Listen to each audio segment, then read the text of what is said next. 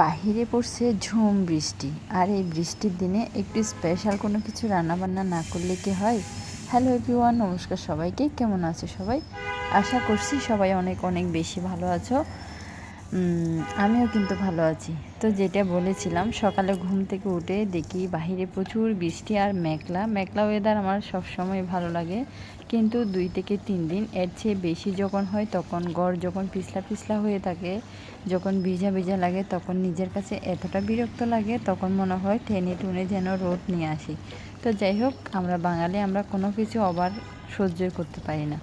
এটা হচ্ছে মনে হয় আমার মতো অনেকেই আছে। তো যারা আছে অবশ্যই কমেন্টে জানাবে। আর আজকের এই বৃষ্টির দিনে সবাই কী কী রান্না করেছে সেটাও কমেন্টে জানাবে।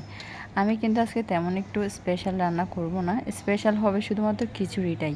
আর এই যে মুরগির এই ঘিলা কলিজা এগুলো থাকে, এগুলো আমার ফ্রিজে প্রায় সময় জমা হয়ে থাকে, কারণ এগুলো তেমন খাওয়া হয় না। এগুলো আলাদা করে যখন রেখে দেয়া হয় তখন অল্প অল্প করে অনেকগুলোই জমা হয়ে যায়, যার কারণে এগুলো একসাথে রান্না করার সিদ্ধান্ত নিতে হয়। তো আজকে যেহেতু বৃষ্টি পড়ছে, তো সবাই একটু হাড় তো খেতে পছন্দ করে আস্ত মাংসর চেয়েও, যার কারণে এগুলো বের করে ছোট ছোট আলু পিস করে কেটে নিলাম। এগুলো দিয়ে একটু ভুনা করে রান্না করব। ওইদিকে কলিজাগুলো আমি একটু হালকা লবণ দিয়ে সিদ্ধ করে পানি ফেলে দিব, কারণ হচ্ছে অনেক অনেক বেশি ময়লা বের হয় কলিজা থেকে। খিচুড়ি রান্নার জন্য ওদিকে আমি বড় একটা কড়াই বসাই দিয়েছি, তার মধ্যে গোটা গরম মশলা যা যা থাকে তা সব কিছু দিয়ে দিলাম। এরপরে পেঁয়াজ কুচি, রসুন কুচি, অনেকগুলো আস্ত রসুনও দিয়ে দিলাম। আমি এখানে তেলের পরিমাণটা একটু কম ব্যবহার করার চেষ্টা করেছি, কারণ আমার শাশুড়ি মায়ের জন্য ওনার একটু সমস্যা তেলের, যার কারণে আর তেলটা সবার জন্য কম খাওয়াটা দরকার, যার কারণে একটু কম দিয়েছি। আর পরবর্তী বাটার ইউজ করব অনেকটা, যার কারণে এখন থেকে একটু তেলটা কম দিয়েছি।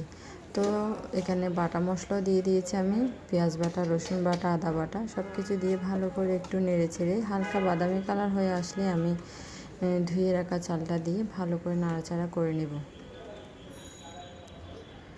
কয়েকবার নাড়াচাড়া করে নিয়ে আমি এখানে গরম পানি দিয়ে দিয়েছি অফ ক্যামেরায়, দিয়ে ওপর থেকে কিছুটা কাঁচামরিচ আর একটা টমেটো দিয়ে ভালো করে নাড়াচাড়া করে আবার ঢাকা দিয়ে দিব। সামান্য কিছুক্ষণ হয়ে আসলে আমার ভাত হয়ে যাবে একদম ঝরঝরা।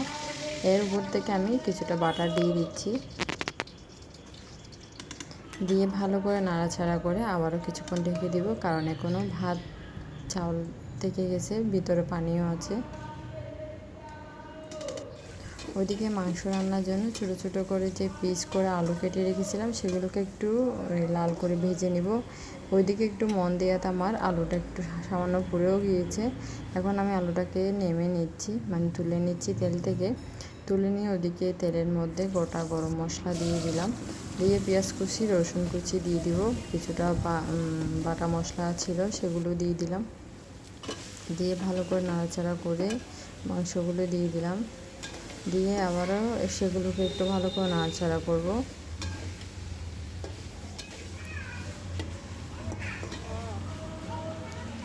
এখন আমি অফ ক্যামেরায় সবগুলো গোটা মশলা, মানে গুঁড়া মশলা দিয়ে দিব, হলুদের গুঁড়া, মরিচের গুঁড়া, যা যা থাকে সব কিছু দিয়ে ভালো করে আবার নাড়াচাড়া করব, কারণ এই ব্রয়লারের মুরগি থেকে এত পরিমাণ পানি বের হয়, কষালে বোঝা যায়।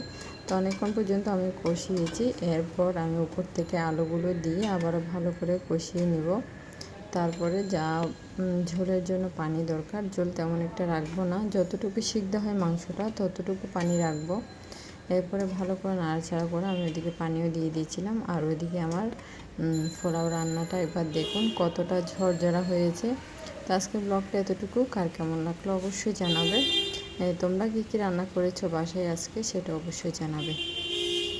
ধন্যবাদ ফর ওয়াচিং ভিডিও। সবাই ভালো থাকবে, সুস্থ থাকবে, বাই।